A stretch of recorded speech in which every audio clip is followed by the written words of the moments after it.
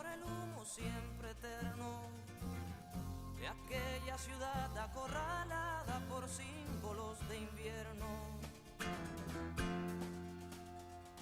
Allí aprendí a quitar con piel el frío y a echar luego mi cuerpo a la llovizna, en manos de la niebla dura y blanca, en calles del enigma.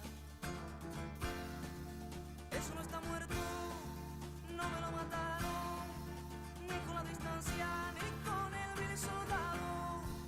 Eso no está muerto, no me lo mataron, ni con la distancia, ni con el vil soldado.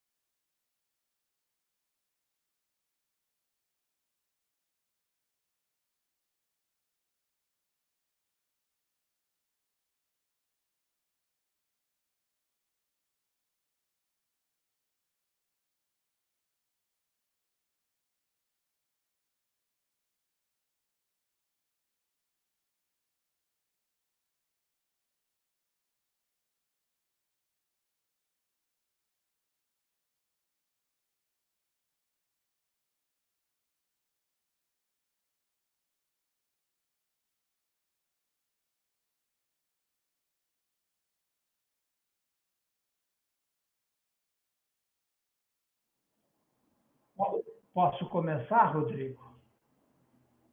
Muito bem. Good day, everyone. We are glad to have with us today for the final conference of the fifth meeting, Labor Theory of Value and Social Sciences, to have Professor Ursula Huws, who is Professor of Labor and Globalization at the University of Hertfordshire, United Kingdom. Então, em português, eu quero apresentar a professora Ursula Huws, que é professora de Trabalho e Globalização na Universidade de Hertfordshire, United Kingdom. E, ao mesmo tempo, eu quero agradecer muito a professora por ter aceitado essa conferência. I would like to thank our professor, thank very much for making this conference in our event. The title of this event is Challenges of Platform Labor in Contemporary Capitalism. And I would like to say that according to ILO, every day, 4.2 billion workers wake up and go to work. This is the base of the labor theory of value, the amount of value which is produced daily, of which one part stays with the laborer, and the other goes to the capitalist. Então, dizendo, usei essa imagem do ILO, da OIT, pela qual 4,2 bilhões de pessoas todo dia acordam e partem para o trabalho. E que essa é a base da teoria do valor, da quantidade de valor produzido, que é distribuído, uma parte vai para o trabalhador e outra parte vai para o empregador.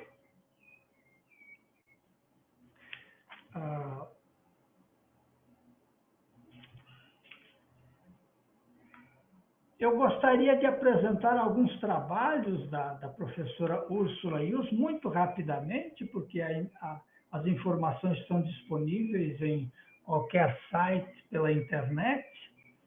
Mas, por exemplo, eu queria chamar a atenção de trabalhos mais recentes, Work in Post-Covid City, exatamente um assunto extremamente atual. The question of commodification and decommodification of reproductive work, comodificação e decomodificação do trabalho reprodutivo, commodification of public services, interessantíssimo, mas eu queria chamar a atenção para New Bill of Working Rights, exatamente esse assunto que esperamos também seja tocado no dia de hoje, particularmente pelo Manifesto for a New Bill of Worker Rights for the 21st Century. Então, nós podemos ver como o pensamento está muito avançado, pensando numa novo conjunto de direitos do trabalho para o século XXI. Contradições da economia digital, e um livro que já está traduzido para o português, a criação do Cybertariat, a criação do cibertariado, que o Ricardo Antunes discute bastante esse elemento. Então,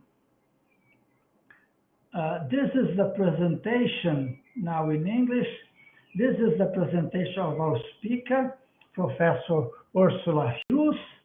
I would like Professor Huws to ask that to speak slowly, because we can follow your conference and your ideas in English. You have the time that you feel necessary. We think about 1 hour. And after that, we will go for questions and comments of the persons that are hearing you.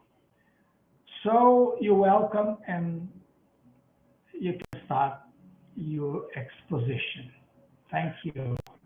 Well, thank you very much for that very generous and warm introduction. I am very happy and very privileged to be joining you. I do have to correct one thing that you said, which is I am no longer a professor at the University of Hertfordshire. I retired from academic life in February this year, which is not very good for my finances, but fantastically good for my spirit. So I'm sorry. So for my mistake. no worries, no worries. And I first want to say that this presentation will draw primarily on two sources.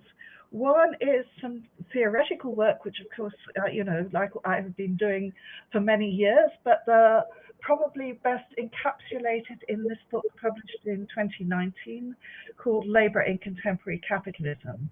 That presents the kind of theoretical framework which I will be using, and it also draws on some empirical research on platform work in Europe, some of which was summarized in this report published by the European Federation of Progressive Studies, but more recently supplemented by another survey that was published only 3 weeks ago. So I now have some more up-to-date empirical knowledge on platform work. So that is just to tell you where I'm coming from, and to point you in the direction of further reading if you're masochistic enough to want to do that. So next slide, please. Yeah, thank you. Before starting, I think there are some very important general points to make.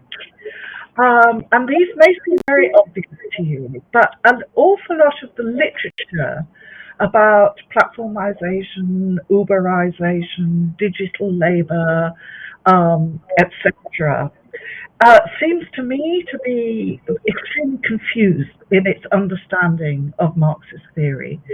So there are some points that I think it's really important to clarify. I think perhaps it's because there is now a new generation of researchers who are emerging around the world, who are studying platform labor as if it's some entirely new phenomenon that has fallen from the sky. And I think somehow this means that capitalism is no longer the same. Historically, this happens every time there's a crisis of capitalism. As Marx said, all that is solid melts into air. Capitalism restructures itself. New forms of work appear, and people suddenly think, "Oh well, we no longer have the right concepts to understand it."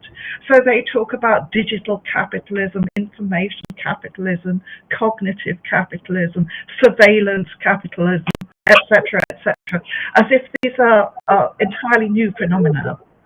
And I think it's important to remember that capitalism is capitalism. It uses digitalization and surveillance and all these other things, but it remains capitalism.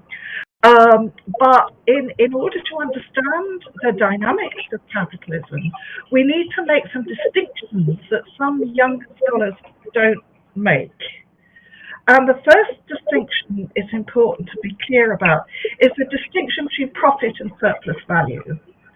I think for people growing up now, they feel capitalism as such a kind of overwhelming thing that they encounter in every aspect of their life, in their social life, in their cultural life, in their working life, in their consumption, in their shopping, etc., etc. And so they kind of think capitalism is everywhere. And because they have read that capitalism is based on the extraction of surplus labour for workers, they somehow think that profit equals surplus value. And of course, it doesn't. So the first distinction we have to make is between profit and surplus value. We also have to distinguish between capitalism as a whole, capitalism as a system, and individual capitalists. Individual capitalists who compete with each other, although they collaborate as a capitalist class, they are competing with each other. Next bullet point, please. Next bullet point. Could we have the next? Oh, no, not all of them. Sorry. Anyway, so although all value in capitalism ultimately derives from the application of living labour to the resources of the planet, which is, from which capitalists derive their share, which is surplus value. It's important to remember that individual capitalists also make a profit from other activities, which are not the direct extraction of surplus value from living labour. For instance, trade. In fact, the origins of capitalism are very intertangled with the history of trade, including trade just based on theft, like making a profit from buying something at one price and selling it at a higher price. Now, this can be carried out digitally as well as non-digitally. There's a wonderful book was published last year, by the way, by Jairus Banerjee on their history of commercial capitalism, which is, I highly recommend it.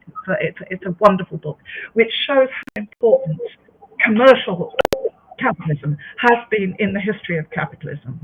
And he very actually corrects the very Eurocentric view of a lot of Marxist theorists by showing how important that was for instance, in Asia.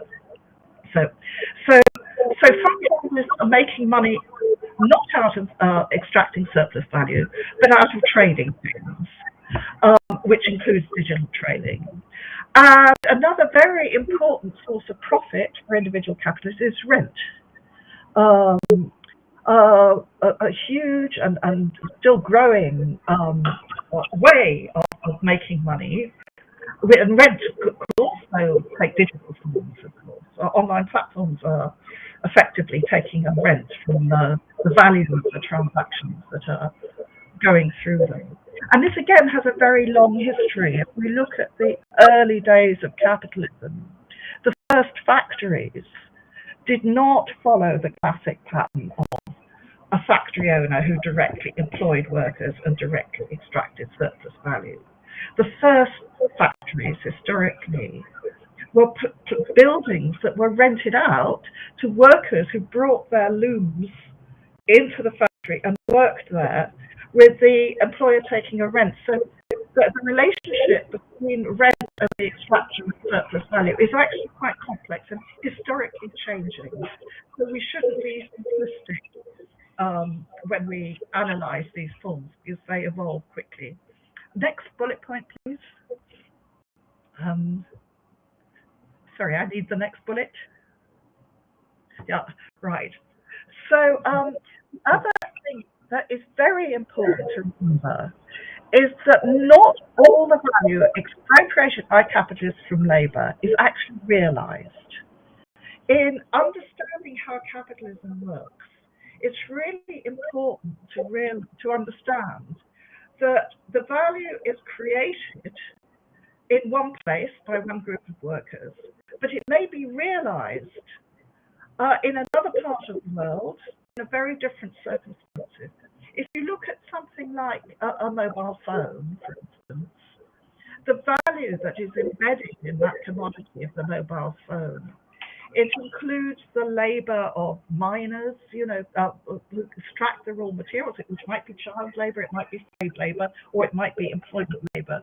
It includes the intellectual labour of software engineers. It includes the labour of factory workers, the labour of workers who transfer materials from one place to another. It embodies an enormous amount of labour, both living labour and what's called dead labour. But none of the value of that labour is realised for the capitalist until the phone is actually sold. If it doesn't get sold, then the capitalist always takes the risk that value may never be realized. And the longer the value chain, the greater the risk. The risk that a container ship may get held up in a port, the risk that the product may go out of fashion, the risk that a competitor may bring out a better mobile phone more cheaply, the risk that the batteries explode so nobody will buy that particular model of mobile phone or whatever it is. And the same for any commodity. The cheap shoes that are made in Indonesia, the value of those shoes is only realized when somebody goes out and buys them. Whereas capitalism, it doesn't matter at all if you wear them or not, you can leave them in the bottom of your cupboard, but it's only when those value is realized. So what this means at a time, especially in the context of digitalization, which speeds up, which compresses time particularly, and in a context where the physical geographical spread of the value chains is very, very common. It means that these risks are very much heightened. And so capitalists are engaged in a huge fight with each other to not only to get those goods made and get them to market, but to get people to buy them. And if you look at a classic example like Amazon, the digital labor of managing the purchasing, ordering process is inextricably tied up with the physical labor of the logistics workers of getting the goods to the customer. And this explains why the logistics workers in particular, warehouse workers, transport workers, especially the workers in the last mile who actually get the goods to people's homes, are under the most incredible pressure because the whole profitability of the commodities absolutely depends on this realization of the value. So it's again. So I'm making that point in detail because there's a kind of school of thought around among some younger Marxists now that because of the internet, value creation, value realization is simultaneous, and this you completely misunderstand how capitalism works and what pressures are on workers if you don't understand that incredible pressure that exists, the competition between capitalists to shorten that gap between value creation and value realization. So next bullet point, please. Sorry, yes, I just said that. So, sorry, can we have another one? Another bullet point. Next click. My final consideration that I think it's very important to bear in mind when understanding what's happening to capitalism is to understand that capitalism is not only growing very dramatically, it's extending its scope into new areas of life, finding new things to commodify, whether that's in nature, whether it's in the human body, whether it's in sociality, whether it's in social reproduction. It's this insatiable drive for expansion, which is necessary for the survival of capitalism. Capitalism can't stand still. If it stands still, the rate of return on, as Marx showed us so eloquently, the profits just start to disappear as soon as it stands still. So it's inexorably growing, but it's also constantly changing. And I think if we want to need to understand how labour is being restructured now, right now, we need to actually understand how capitalism, because labour and capitalism are in a interactive, conflictual relationship. So we need to understand the dynamics of change in capitalism. And that's what I'm going to propose to do now. If I could have the next slide, please. Right. So this is, if you like, a static conceptual framework. This is more or less Marx's framework, but it's a little bit different. I'll explain why it's different.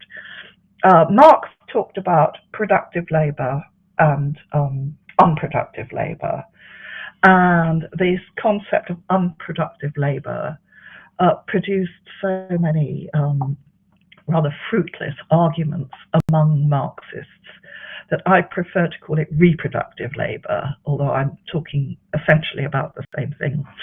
So we have, going horizontally across this diagram, we have reproductive labour, what Marx called unproductive labour, which, although it's not productive for capitalism, is productive directly. It's productive for society as a whole and for capitalism in general, because it takes care of social reproduction, it takes care of artistic and cultural activities. It's the kind of labour that directly produces use values, which arguably was the character of all labour before capitalism, by which I'm not saying it's not exploitative. It can be exploitative. You can have exploitative relationships outside capitalism, as we know from history, but it's not directly producing value for capitalism. And then we have in the purple bottom quadrant C in this diagram, we have the labour which is directly productive for capitalism. People who work for capitalists producing surplus value, typically in commodity production, but that could be various sorts of service work as well. Service work for capitalists, including distribution work. We then, but if you divide, look at the vertical columns, we also have a distinction between paid labour and unpaid labour. So paid labour can be productive for capitalism or not. And we also have, for instance, the traditional kind of master-servant type work that Marx wrote about at some length, or artistic work which is done not for a capitalist corporation, but just, you know, as a in a sort of master-servant type relationship, is not producing surplus value because it's being paid for out of income. No, it's not directly producing capital. I'm sure that you're familiar with those parts of Marx. So you can have paid labour which is not productive for capitalism, which includes service work, whether that's private service work or public service work that's paid, and then there is, of course, the paid work directly for capitalism in quadrant C, which does produce surplus value for capitalism. Now, we have to also look at unpaid labour. Now, there's one kind of traditional unpaid labour, which is simply the unpaid labour which sits outside capitalism. Childcare, household maintenance, artistic, cultural activities, and so on. Self-maintenance, self-development.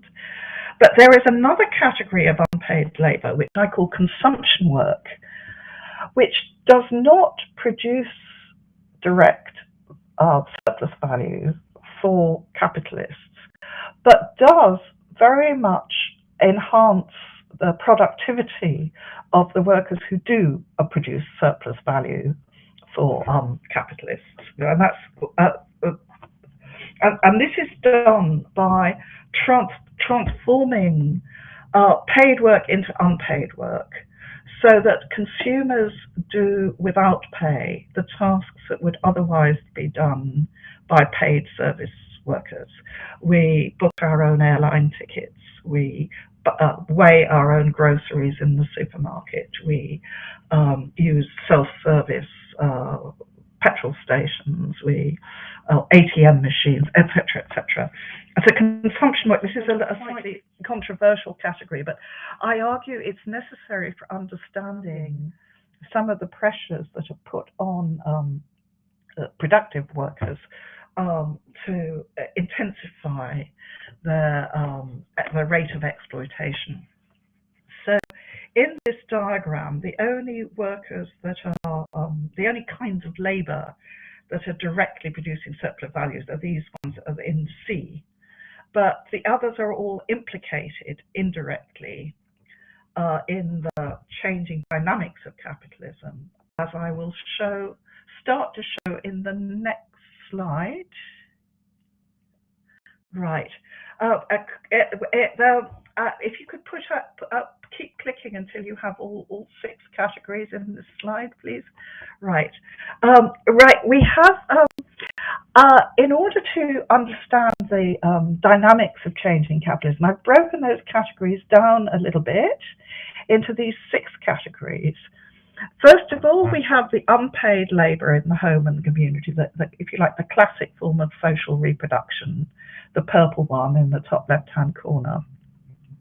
Then there is private service work carried out for other households in homes or in agriculture and so on, which is carried out in a direct, if you like, master-servant type relationship without the direct involvement of capitalism. You also have public service work where people are directly producing use values, for instance, in public health services or childcare services or education or whatever, some of which is also provided by kind of not-profit organisations. There is also unpaid labour in the home and the community, what I called earlier consumption work. And then there is paid labour carried out for capitalists in production industries. And there is paid labour carried out for capitalist service companies. Could I have the next click, please? Now, what my point is that these kinds of labour have changed dynamically as capitalism evolves. Could I have the next click? Yeah, right. So the one change, which is partly just to do with social inequalities, which precedes or sits outside capitalism, is the social inequality that creates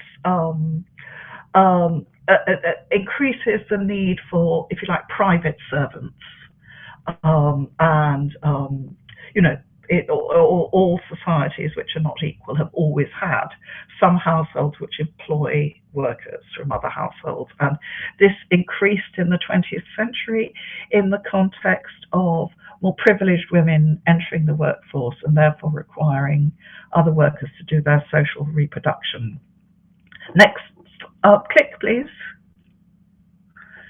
There was also has been a development which I guess dates back at least to the 19th century, where the private services that were carried out by individual servants in the home become the basis for capitalist service companies.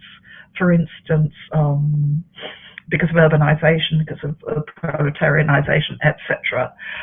For instance, the growth of private laundries would be an example of that. Could I have the next click, please? In the 20th century, especially in the global north, especially in the period after World War II, also as a result of workers successfully organizing to demand these things, you've got development of public services, the development of a welfare state, which increased the labour in public services. By the way, when I talk about all these things, I'm talking about labour, not workers.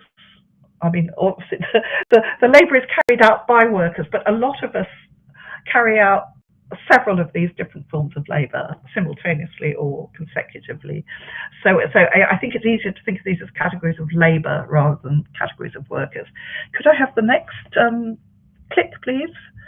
Right, and simultaneously in the history of capitalism, and this is probably historically the development that we're most aware of, is that the development of new technologies historically has led to a massive commodification of activities and hence a substitution of goods for services. So you can go back, you can look at, for instance, the development of a capitalist clothing industries, or making soap, or in the 20th century making electrical appliances and so on, with the role of technology being to enable capitalists to by transforming services into goods, to massively increase the productivity of labour by creating new standard commodities, using standard processes that enabled not only a much more complete control over workers, often involving a de-skilling as well, but also a massive increase in production. So the pool of workers directly producing surplus value for capital, which is what that yellow category is, the commodity production, that has massively grown historically. And of course it grows in a sort of double process, because when you introduce the technology that, for instance, the loom, to make it possible to automate the production of cloth, you're not only creating all the simplified de-skilled jobs for the weavers, but you're also creating the new industry of manufacturing the loom, or manufacturing the printing press, or whatever it is. And in the current situation, when people talk about how all the jobs that are going to be lost through automation, they talk about, oh, these are the jobs that robots are going to take. They don't talk about the factories that make the robots, or the people who make the components for the robot factories, or the extraction workers who mine the raw materials to make the robots, or transport them around the place, or indeed the people who clean and maintain the robots. And the same can be said for any other of the new digital or otherwise means of production. So this is a very important part of the dynamics of capitalist development. Next arrow, please. Right. Now this is where it gets a little bit tricky, because as service activities become commodified and people have to buy them in the market, instead of doing them at home, instead of scrubbing your clothes at home, you go out and buy a washing machine or whatever it is. That also transforms the nature of consumption. The labour processes in the home change. So as people start to buy instead of doing it themselves, the traditional kind of subsistence unpaid labour is transformed into consumption work. And as the new commodities become more and more complex, and the value chains that produce them become more spread around the world, other forms of consumption work are develop in terms of like buying, stick with the washing machine, buying the new washing machine, understand how it works, or ringing the call center to find out why it's not working, spending your unpaid time talking to the call center worker, etc., etc. So assembling your flat pack furniture from IKEA, etc. So consumption work also grows in relation to this increase in of transformation of service into goods. Next arrow, please. And there are also new kinds of self-service emerge in relation to private services, as well as the purchase of goods, to accessing private services. Next click, please. Meanwhile, the various crises of capitalism, certainly since the 1970s, after the big crisis of 1973 created a real crisis of profitability for a lot of capitalist companies, and was enacted with in collaboration with neoliberal states, starting with Reagan and Thatcher and so on, but increasingly the neoliberal state has become the model, pushing such policies. We've got a growth of business services linked to I'm talking about the public services being commodified. Of course, private services are being commodified. We've also got a huge growth of service industries supplying the needs of capitalism. Next arrow, please. Yeah, and also supplying the needs of the public sector.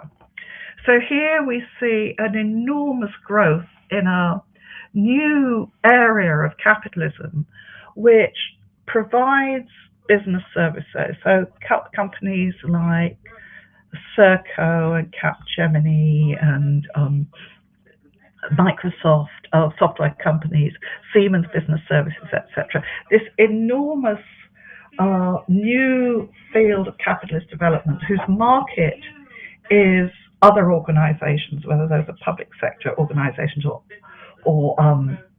private sector organizations. And in this process, an awful lot of what was previously the public service labor that was previously providing only use values, it was sort of, if you like, unalienated to some extent labor providing use values, has been transformed into direct work for capitalists, directly generating surplus value. So these yellow and orange sectors, which are the sectors that produce surplus value, have been growing exponentially at the expense of some other sectors. Next arrow, please. Added to this, since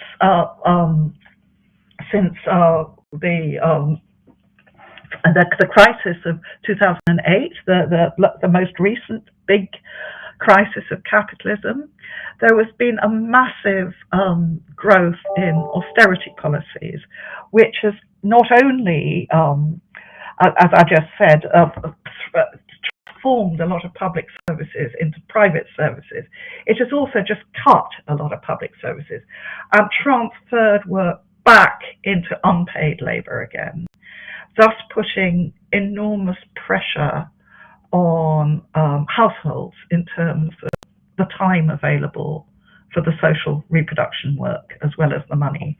Next click, please.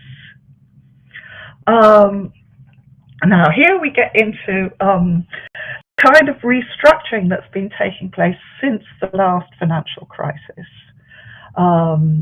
One of the major developments that can mostly be traced back to the aftermath of the financial crisis are the new kinds of online platforms that typically developed in California around 2010, 2011, and they reached Europe mostly around 2012, 2013, and I suspect a little bit later in Brazil, maybe 2014, 2015, which is the online, which took their business model from an earlier development, which was around 2004, 2005, when we saw the development of platforms like Elance and Odesk and Freelancer and Amazon Mechanical Turk, which were platforms that basically extended the kind of offshore outsourcing that started to take place in the 1990s. And around the millennium, it became quite clear that the transaction costs are quite high. For a big company, it was quite easy to go to Bangalore to find software developers or to go put a call center in, in a former colony, to supply European or United States markets. But it was quite risky. Somebody had to get on a plane and go to India and find a company and find a place to work and work out how to train the workers and so on. And then around 2004, 2005, this new business model emerged where an online intermediary took that risk. They put workers in touch with employers around the world using a rental model. They basically, if you want a graphic designer, if you're in Lisbon and you want a graphic designer, we can find you one in Vietnam or in Argentina or wherever in the world. And we will put employers in touch with workers. And instead of the employer having to do the work of finding the workers, we will take a percentage cut of the value of the transaction. So that business model, by taking out the risk, it made the access to a global pool of digital labor very cheap and easy to access for small businesses and even for individuals, where in the 90s it was only available for really big businesses. And then after the financial crisis, that business model was adapted by platforms like Uber and TaskRabbit, and also by Airbnb, for instance, saying, so instead of actually investing in fleets of taxis or hotels or whatever, the workers were persuaded to provide their own tools and materials, and the platform took a cut. So that kind of rental model it's adapted since then, I may say, but that kind of emerged after the financial crisis and reached critical mass very quickly around the world.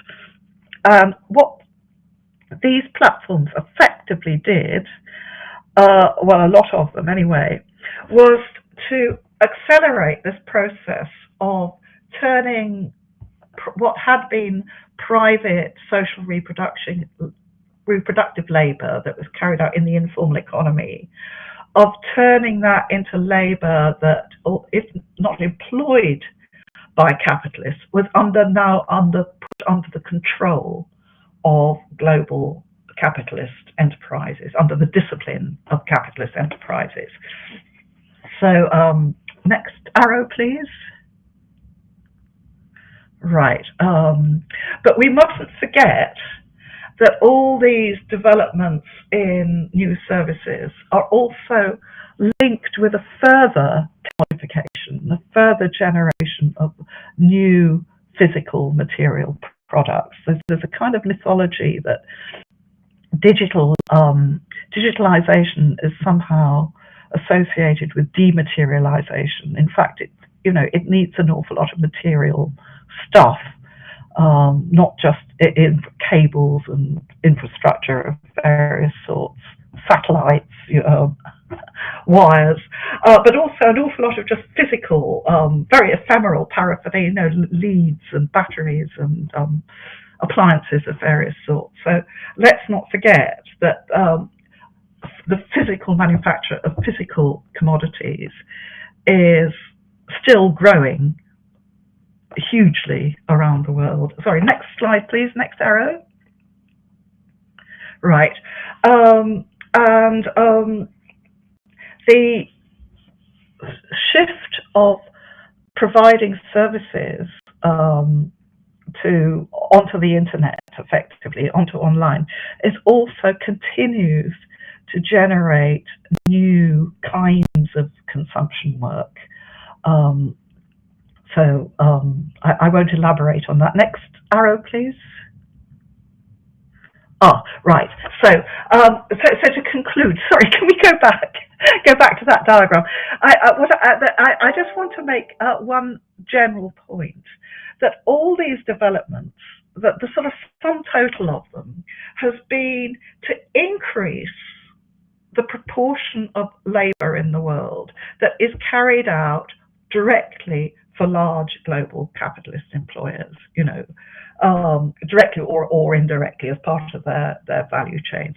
So we are seeing a steady growth in the numbers of workers who are directly producing surplus value for global capitalists and who are involved in that antagonistic relationship with capitalism, which can form the basis for a working class consciousness, as well as meaning they're facing incredible pressure in their lives.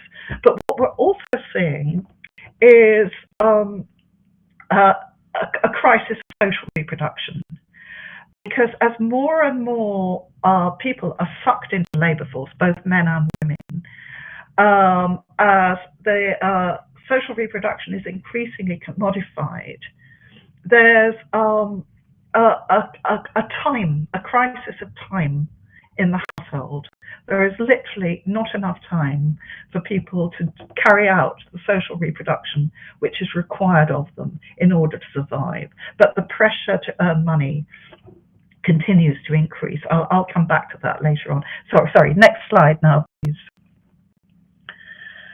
So what we've seen in the last 10 years really has been a convergence of a number of pre-existing trends. None of them are brand new. They didn't fall from the sky in 2010. But it's only when capitalism goes into crisis that capitalists actually start to actively use the new technologies for new purposes in order to try and get themselves out of the crisis. So next bullet point, please.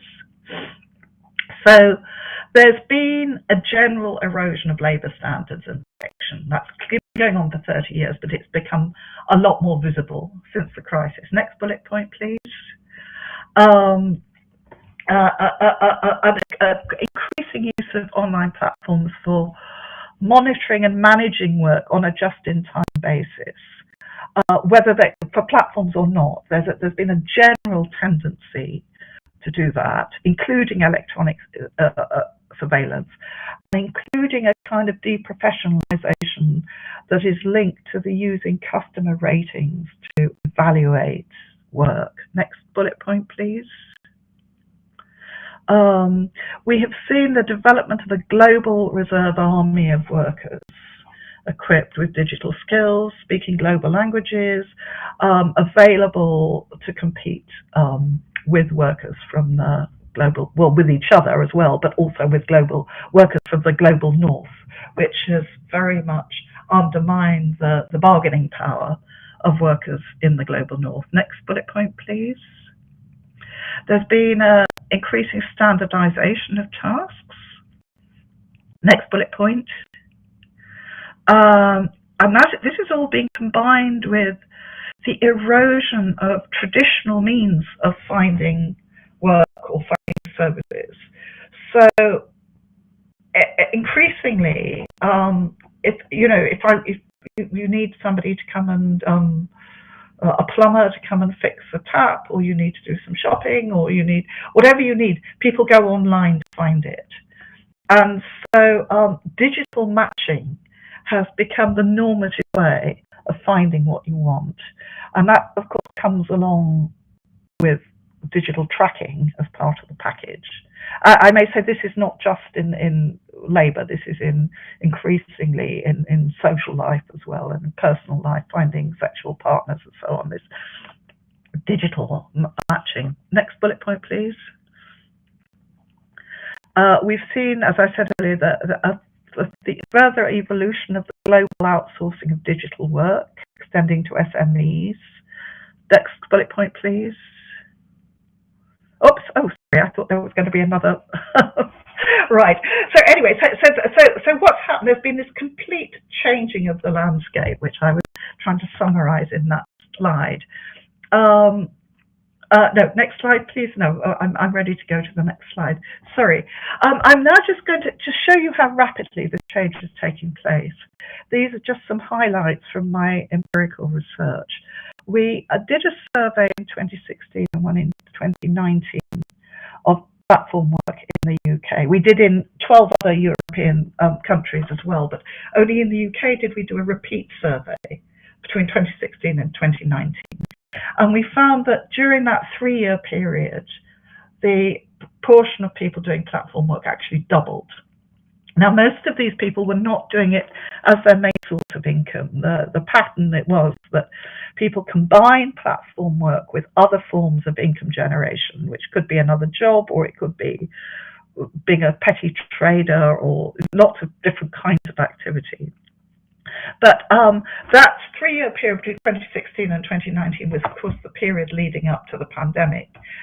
So when the COVID pandemic struck, I thought, well, wouldn't it be interesting to see actually how this has changed during the pandemic? Has platform work increased? Has it decreased?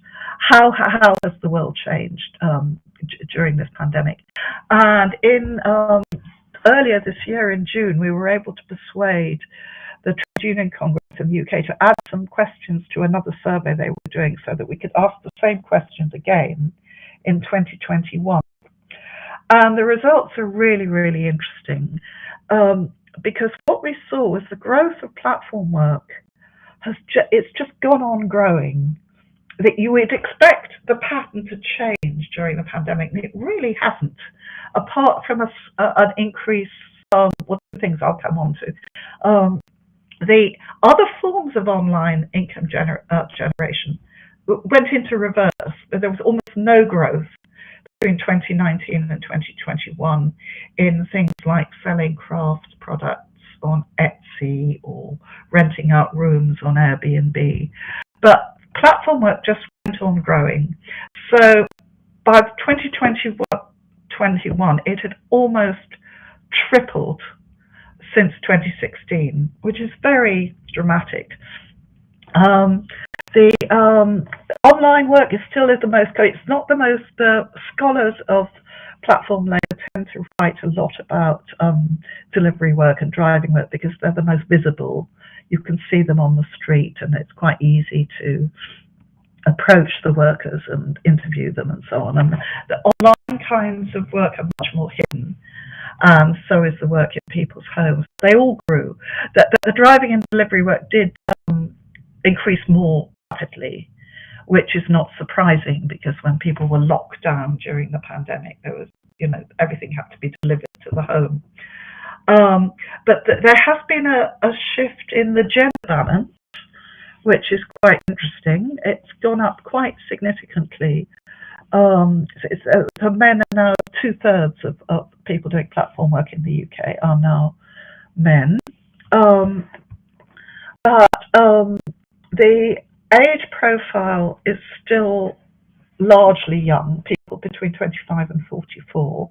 There was a slight decline in the youngest age group, which is probably to do with students being locked down during that period. But the basic story is of a massive growth, but not proportionally a growth in the number of people who do it as a main job. By far, the majority of platform workers say it constitutes about 25% of their income. So, in other words, we're seeing the idea of the job, the full-time permanent job, the 20th century normative idea of work in the global north, increasingly fracturing, increasingly workers are just forced to take different kinds of work, piece together their income from many different kinds of work. But perhaps more striking even than the growth in platform work was the growth of digital management practices among workers who are not platform workers. Very, very striking. A continuing growth in people who have to, who say they have to use an app or a website to know when the next task is waiting for them. The people who have to use an app or a website to record the hours that they worked. The people who are rated by customers. So digital management practices, there are the people who are not platform workers, who are digitally managed, exceed very greatly in number the people who are platform workers. So for every platform worker who uses an app to tell them the next task is, that there are probably 2 non-platform workers who use such a thing. So we were picking up a very rapidly growing trend in what you could call algorithmic management of work. And we also, of course, see a growth in the demand for platform services. And what's very striking here is that platform workers themselves are among the greatest users of platform services. This trend, which we reported on earlier, has not changed. It's intensified. And this is quite interesting to think about, because this means you can't just think of platform workers as the kind of the servants of the more privileged sort of bourgeois customers. What we're talking about here is very much platforms as playing a key role in the exchange of social reproductive services within the working class, and taking a rent, if you like, from the value of each transaction. Could I have the next slide, please? Right. And the only way of explaining this phenomenon, which is it's really striking, it's something like typically more than 85% of platform workers are also users of platform services. What this tells us is what I referred to earlier in discussing the crisis of social reproduction in the working class, is that working class people are increasingly trapped in an accelerating spiral of poverty, whereby workers, they need extra income, so they take on extra work on top of their existing job or whatever source of income there is. So they work longer hours. This means there's less time available for housework. So they have to buy household services in the market, thus driving this kind of further commodification of social reproduction. You know, you're too tired to cook, so you order a pizza, for instance. You know, this kind of pattern of buying services in the market, and that in turn grows the platforms, the parts of capitalism that are supplying these reproductive services, and the platforms in turn create more kinds of precarious part-time work. So this precarious workforce grows. They need more and more income. They work longer and longer hours, and round it goes. But I think it's important to remember that we're not just talking about a kind of mathematical pattern of less time driving the need for more money, which in turn creates a need for creates even less time, which is it is a pattern. But we have to be aware of the huge emotional cost of this. What this does to the personal relationships within the household. It means children aren't getting enough attention. It means people are fighting about who does what. They're fighting about money. And we are seeing, associated with this pattern, an enormous growth in mental health problems, in suicides, in families breaking down, in especially among teenagers, neglected teenagers, self-harming, developing eating disorders, getting into gangs, and I think we have to be aware that this pattern has to be viewed not just through an economist lens, but also in terms of, through the lens of sociology and of psychology too. Next slide, please. So where does this leave us? Sorry, I'm summarizing a little bit. We're seeing a very, very rapid formalization of the informal economy. I mean, in many parts of the world, most labour actually, until recently, have been carried out in the informal economy. The informal sector is actually quite small, if you look at a country like India, for instance, or Mexico. And this informal labour, it's not being turned into like good jobs, but it is being brought under the direct disciplinary control of global corporations. And for some informal workers, this might be their first encounter with digital technology, or their first encounter with not being paid in cash, for instance. It's a very abrupt thrusting into the global, the capitalist relations, but in a very from a very disadvantaged position because of the fragmentation of the work and the isolation of the work. Next bullet point, please. We're seeing an exponential growth in digital management practices, extending right across the workforce. I mean, to university lecturers and hospital workers, white-collar workers in big software companies, as well as Uber drivers and so on. Next bullet point, please. A new model of work, basically, is emerging, managed or becoming dominant, managed indirectly via algorithms with standardized tasks, with no direct communication with managers, but only a digital interface to which you can't argue back. With standard performance measures, the use of customer ratings, monitored indirectly, including GPS tracking, or if you work from home, these devices, that use the webcam, to watch what your eyes are doing and so on, with very unpredictable demands, with repeated requirements to pitch for each job or promotion, instead of having a permanent, so to speak, a career ladder, where you achieve a particular position in the workforce and then you progress to the next. Increasingly, people are only as good as their last assessment or their last research grant or their last personal appraisal, whatever it is.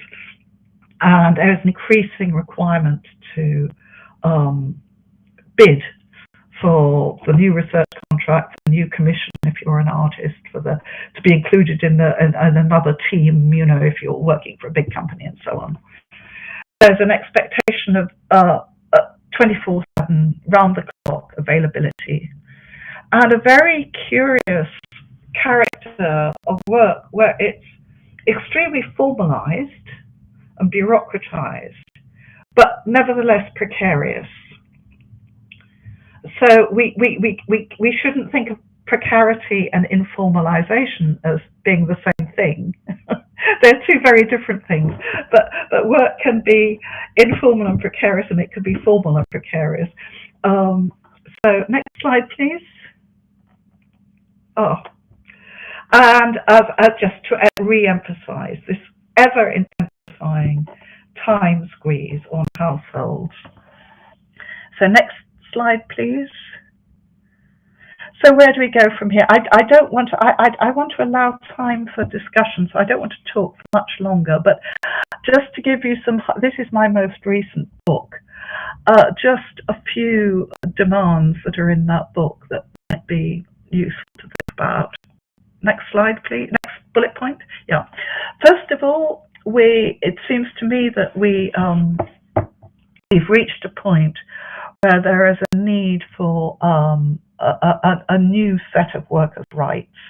There are certain historical moments, for instance, like the moment in Europe at the end of World War II, when rather unusually there was quite a lot of, if you like, political solidarity between the organized workforce and the reserve army of labor. Normally, capitalism pits them against each other. It's the sort of reflex of action of organized workers and trade unions is to close the door to informal workers, to the unemployed, or the reserve army, because that will dilute their negotiating strength. The strength of unions is traditionally built on closing their ranks making it difficult to join, putting a high value on the skills and using that as a basis for bargaining power.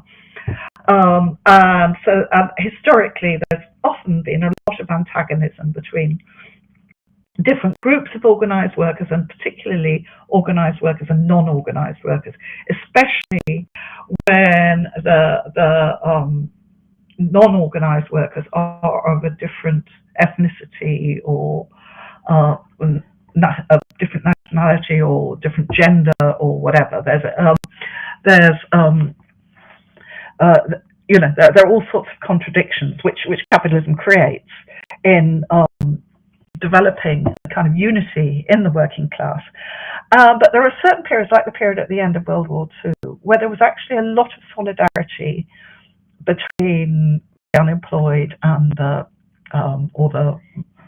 poorly employed and organised workers, and the kind of the social democratic parties and in some cases communist parties were able to use that to actually put in place a set of universal rights for workers, which held good to a limited extent for the next 25 years or so, at least for their for instance, in countries like Sweden, for instance, even almost you could say for the majority of the working class, and in other countries for at least a privileged minority and something more than that. But I mean, you can argue about exactly why that consensus was able to survive for the first quarter of the 20th century. Some of it was at the expense of workers in other parts of the world.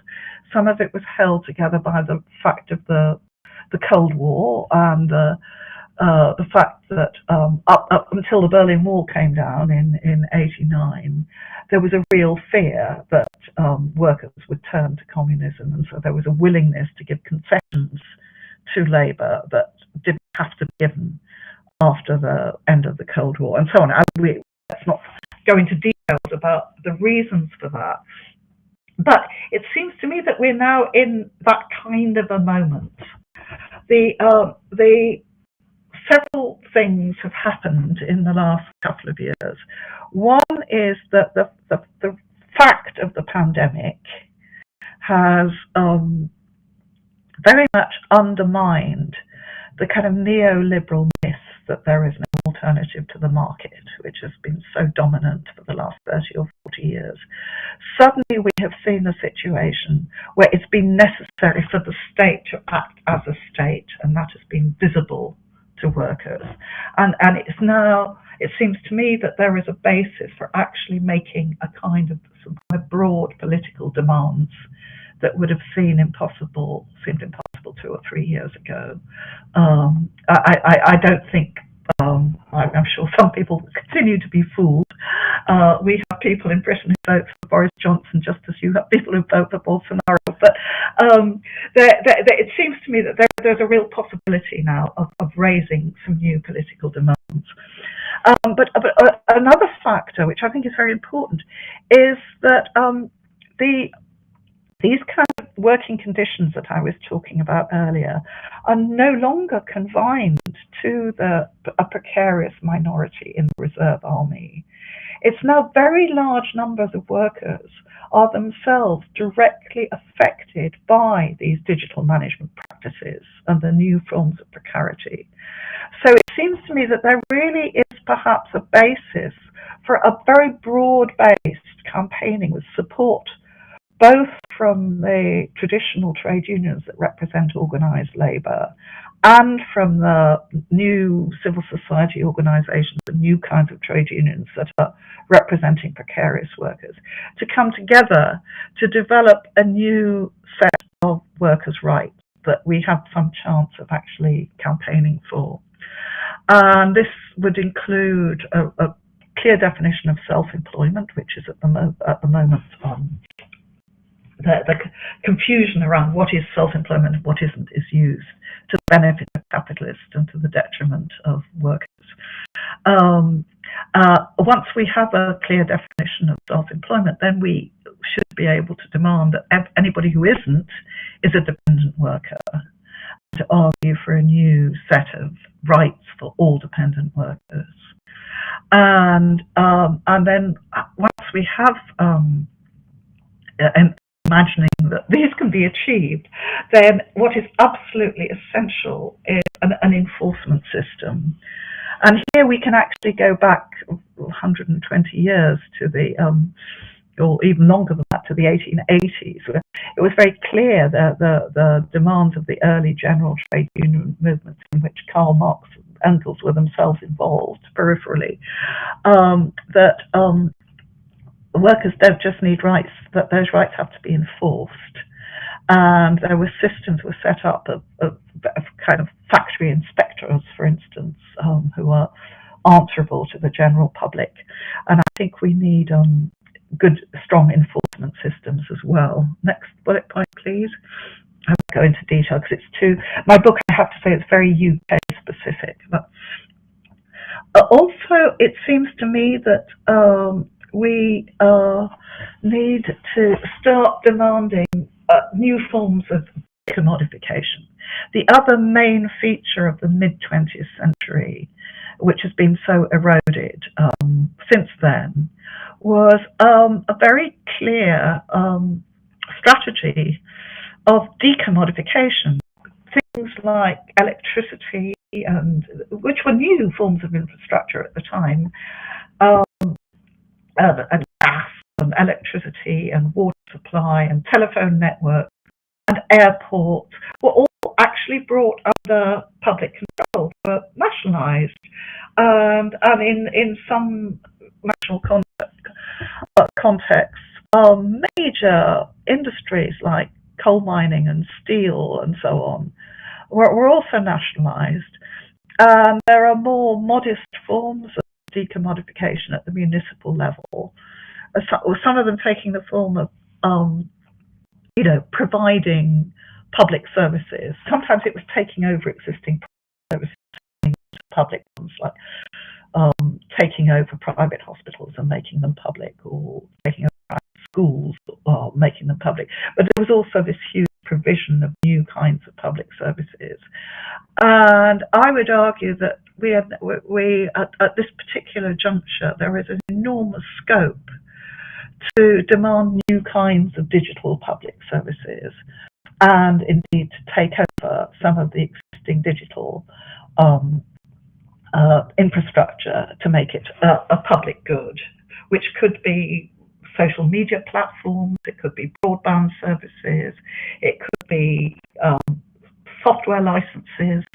There are all kinds of effectively monopolies, digital monopolies, run by large, or in some cases duopolies, capitalist organisations, and they should simply just be made public, it seems to me, and it seems to me there's a lot of scope for campaigning around making them public.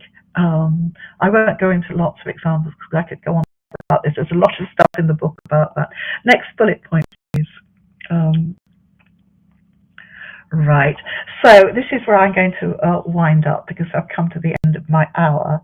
I think we should be demanding a new kind of 21st century welfare state, which is redistributive from the rich to the poor. At the moment it's redistributive the other way around, that provides some kind of a universal safety net for all citizens, that provides employment rights for all workers, not just a narrowly defined group of employees, that uses digital technologies to provide social reproductive services to all who need them, and also uses digital technologies to provide sustainable, locally-based, green food distribution and waste management, and many other services. That's an example. But it seems to me that publicly owned and publicly controlled digital technologies can play a very positive role in fighting global warming and providing social reproduction to everybody. I'll stop there. Thank you.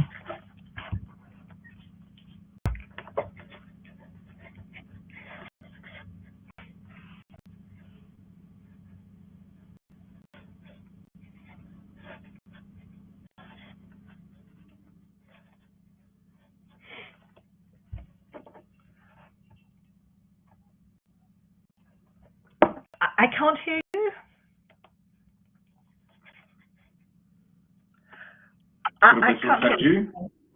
Yes. Okay. Just one moment. Okay.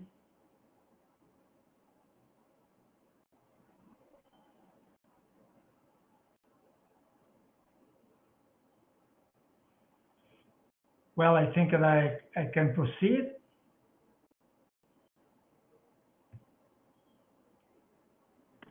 Yes, Professor, you can proceed. You can move forward. We have some questions on the web chat. Mm-hmm. Do you want me to read them? Yes, please go ahead. The first question, Professor Huws, is how do you see the difference between platform work on the global north and the global south?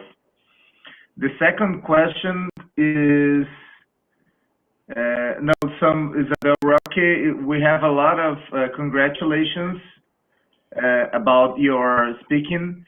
And so I would like to add to this first question, Professor, how do you see this public policy agenda in the global north and in the global south? I think that we can start with that, and we'll ask our colleagues that are keeping up with us to send more questions on the web chat. Mm-hmm. I'm really glad you asked that question, actually, because there are huge differences in what platformization means depending on the context in which it's introduced. If it's introduced in a context where there is already a very high level of commodification and most of the workforce is already working either for capitalist employers or public employers in the formal labour market, then platformization is very, very clearly experienced in de-skilling. You know, it's seen, if you look at the debates in, say, Germany or Sweden or Denmark or somewhere like that, it's very clearly a story about precarious platform labour being substituted for what were seen before as quite good jobs, you know, in the transport sector, in the hotel industry, in retail, in restaurants, and so on. But if you look at a context where the work has previously been a rather low level of commodification, where, in other words, where the formal economy is quite small and where a large amount of economic activity has up to now been taking place outside the scope of capitalism, somewhere like India, it's experienced in a very, very different way, because it's experienced as like a way of entering the global economy for people who previously felt excluded from it. You see a very different profile of platform workers. They're typically much more educated, they speak more languages, they see it as a stepping stone to entrepreneurship, building our own business. It's initially, I mean, it takes 2 or 3 years for it to become degraded, but in the initial stages, it's seen as very, very positively as a way of so to speak, becoming modern and becoming digital and entering the global economy. And indeed, if you look at these online platforms, you see that, for instance, let's say you're a graphic designer. If you get your work through a platform like Upwork and you're based in Berlin or New York or London or so on, competing with people from Azerbaijan or Pakistan or wherever, puts downward pressure on your earnings. But if you're in Azerbaijan, it's an opportunity to earn much more than you can earn in the local economy. And a lot of even in parts of Europe, like for instance Bulgaria, for instance, there was a study that showed that people who worked for Upwork in Bulgaria were earning more than they would if they were working for local employers in Bulgaria, whereas the opposite would be the case in, say, France. So this geographical unevenness in some ways works to the benefit of people in low-income countries. And there are a lot of people indeed who use these online platforms as a kind of stepping stone. Like somebody, I came across this in Belarus, for some research done in Belarus, where a guy, they would build up a good profile on Upwork and start getting, be able to put up their hourly rates because they have very high customer ratings, and then would keep this profile, but actually employ a lot of other people to do the work. So it became like the front for a new enterprise and a new, with other work done further down the value chain. So that's a context with a low level of commodification. You then have countries like the US and the UK, which are different again, because countries like Sweden or Germany, there's quite a high level of decommodification. And what you have in the UK and the United States is it's moved to the next stage of a kind of recommodification, where the public services have now been privatized, and a lot of the rights that existed in the mid-20th century have already gone. So the platforms, again, don't so much become a form of de-skilling and precarization, because the work is already quite precarized and de-skilled. And it becomes a new aspect of a kind of portfolio of different kinds of digitally managed precarious work. So context is everything. And I think the implications for organizing are also going to be very different, because the consciousness of those workers is going to be different. And what alliances are possible within the local labour movement will be different, and the trade union structures will be different. So anyway, I think it's very important not to try and think, oh, well, this is how workers manage to successfully organise in such and such a country. Let's just adopt the model and parachute it into another country and try and see if it works there. I think you have to build from the bottom up in every particular local context. Sorry, I went on rather long there. Professor Saji or Rodrigo, do you want to add some questions to Professor Huws? Yes, I would like to raise a question, Professor Huws, regarding the labor unions in Europe.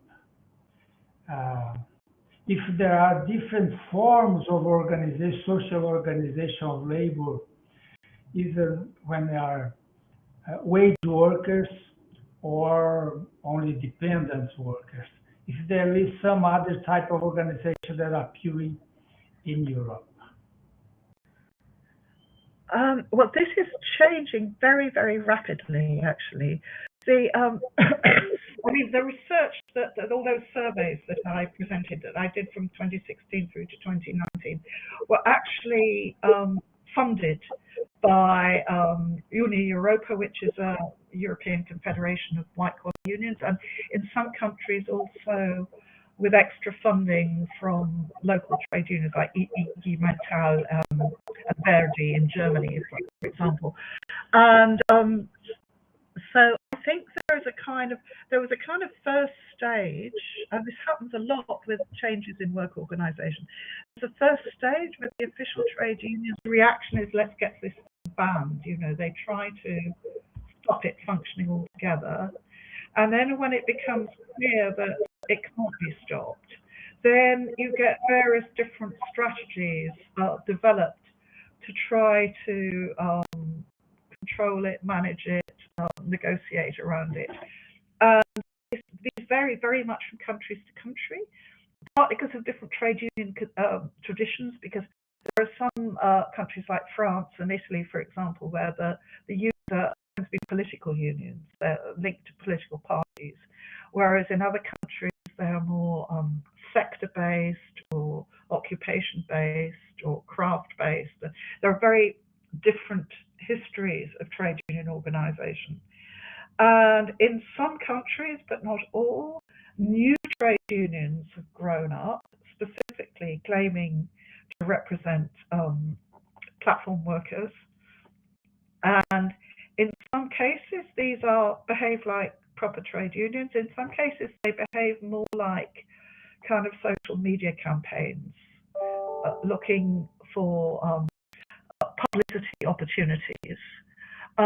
In some countries, the strategy has been to take legal cases. There have been a lot of legal test cases, especially against Uber, but also against some of the delivery platforms like Deliveroo, and taking them to court to try to campaign for employee status or worker status for the workers. Most recently, the Portugal and Spain are the two countries that have been the most radical in actually trying to change the law nationally to try to give new rights to platform workers, which is very interesting. I mean, it's in some cases very, very new developments, which we are still following. In the UK, there was a case that was initially brought against Uber in 2016, and it went to appeal, and it went to appeal, and it finally went to the Supreme Court last year, and the Supreme Court ruled that the workers should be entitled to the minimum wage, that they were workers. Now Uber is just ignoring it. They are paying the minimum wage for the period when they're driving, but not for the waiting time, and they spend most of their time waiting. And although the court judgment suggested that they should be paid in the waiting time, so there is now another case being taken yet again by these same two guys, trying to challenge the fact that Uber is not obeying the judgment that was already taken. And so these games in court continue. But meanwhile, there are a whole lot of other workers who don't work for platforms are also subjected to the same practices. And some unions are starting to argue that, we need digital rights, that workers need digital rights, but this is a very sort of new idea, and it hasn't got very far. But there is in general, as in the United States, there is quite a inspiring growth in trade union action among precarious, low-paid workers. The McDonald's workers have started to organise. Amazon workers are organising in some countries. A lot of these big global chains are actually coming up against, forms of trade union organisation. Some of it organised by traditional unions. So I think there is a wind of change blowing, but I think we shouldn't exaggerate its importance. Rodrigo, do you want to add up something?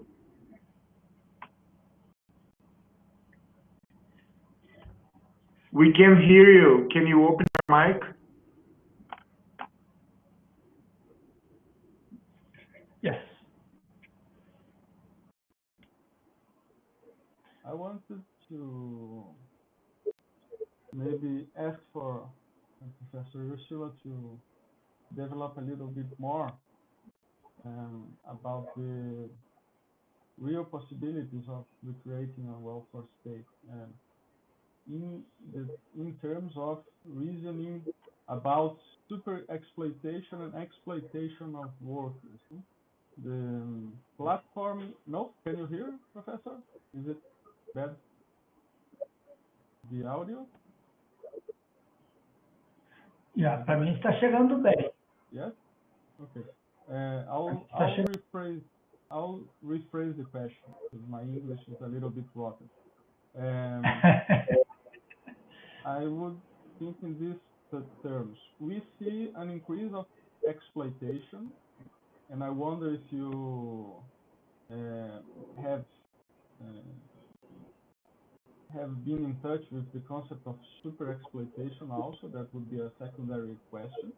But there's an increase of exploitation, and that comes with an increasing authoritarian government. So at first sight, this would seem to be at odds of possibilities to recreate a welfare state without overturning the system. So I would like if you could develop on the viability, the real possibilities of recreating such a new welfare state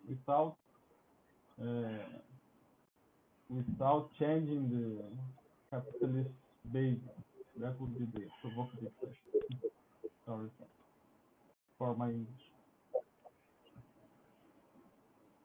Well, I don't think the working classes of Europe are going to become revolutionary anytime soon. So I think we have to look for transitional demands where we can to give a shot to that question. But it seems to me that, and yes, of course, there is super exploitation, as you suggest, but the history of workers' struggles has never been one in which it's the super exploited who lead the revolution.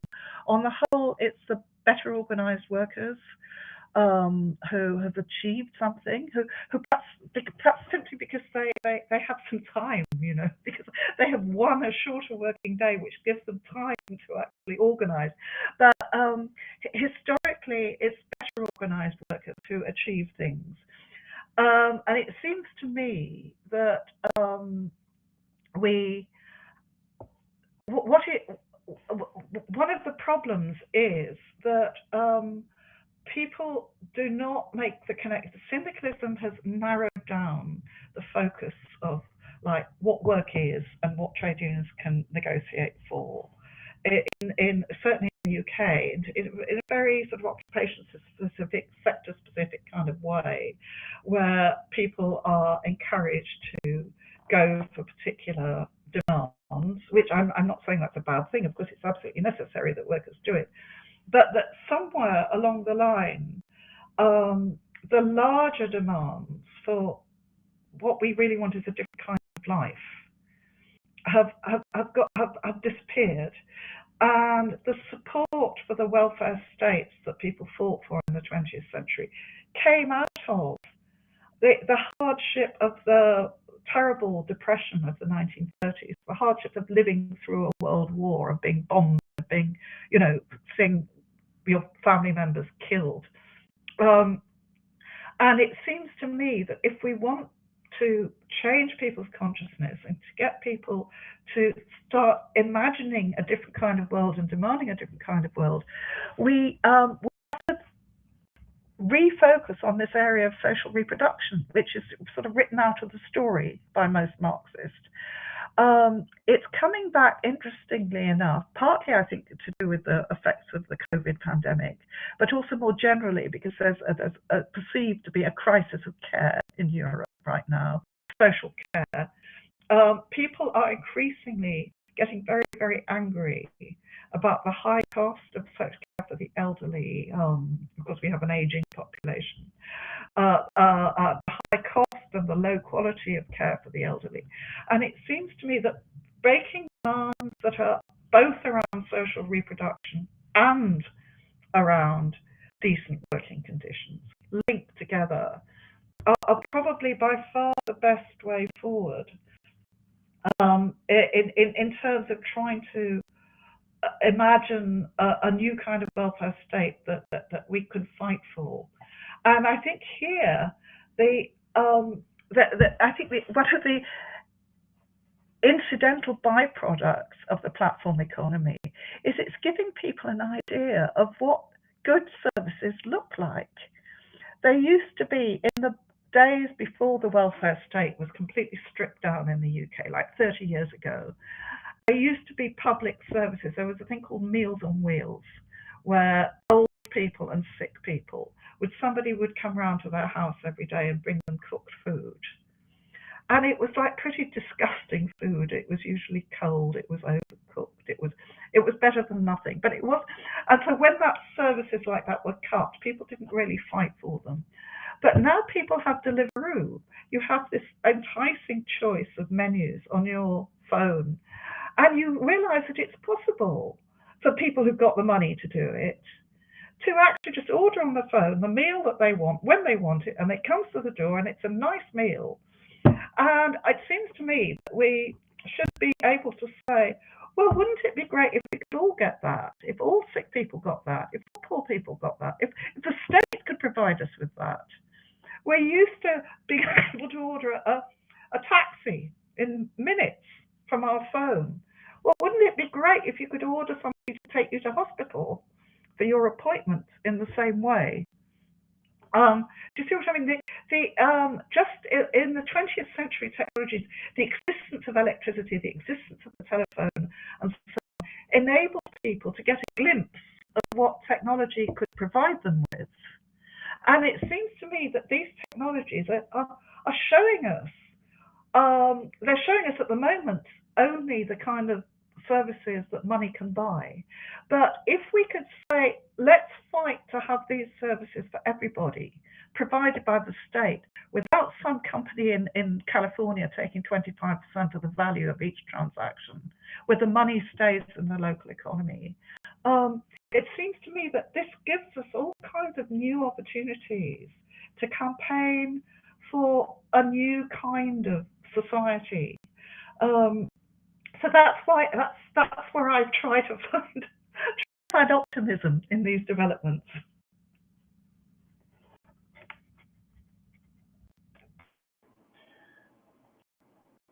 O Jonas, alguma outra questão, Jonas?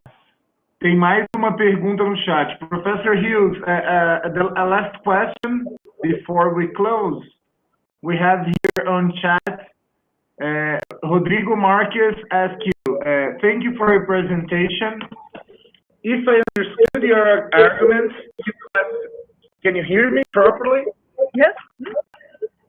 If I understand your arguments, you classify the activity of posting a photo on Facebook as what you call reproductive labor.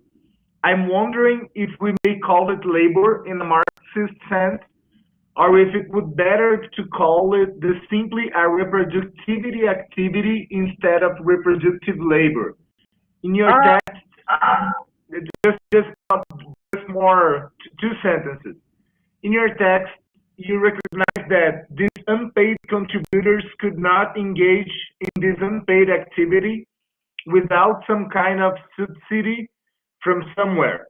So I ask you, why may we consider this activity some kind of labor instead of calling it consumption activity or reproductive activity?